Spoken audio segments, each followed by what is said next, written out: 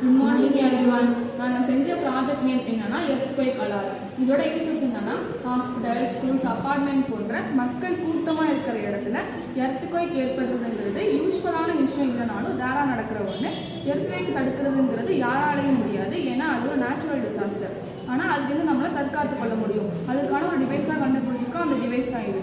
இப்போல்லாம் எர்த்குவேக் எப்போ வருது எப்படி வருதுன்னு யாராலையும் சொல்ல முடியாது. ஆனால் ஹியூமன் பீங்ஸ் அவங்கள பாதுகாத்துக்கிறதுக்காக ஒரு யூஸ்ஃபுல்லான டிவைஸ் கண்டுபிடிச்சிருக்கோம். இப்போ இந்த டிவைஸை நம்ம மோஸ்ட்லி எர்த்குவேக் ஏற்படுற இடத்துல ஃபிக்ஸ் பண்ணிடணும். ஃபார் எக்ஸாம்பிள் ஸ்கூலில் ஏற்படுதுன்னா அங்கே உள்ள ப்ரேயர் ஹால்லையும், அதே அப்பார்ட்மெண்ட்டில் எர்த்குவேக் ஏற்படுதுன்னா அங்கே உள்ள செக்யூரிட்டி முறையும் ஃபிக்ஸ் பண்ணிடணும். இப்போ எர்த்குவேக் ஸ்கூலில் ஏற்படும் போது அங்கே உள்ள ஸ்டூடெண்ட்ஸ் முன்னெச்சரிக்கையாக இருக்க முடியாது. இங்கே உள்ள அலாரம் அடிக்கும் போது ஸ்கூல் ஃபுல்லாகவும் தான் அடிக்கும்.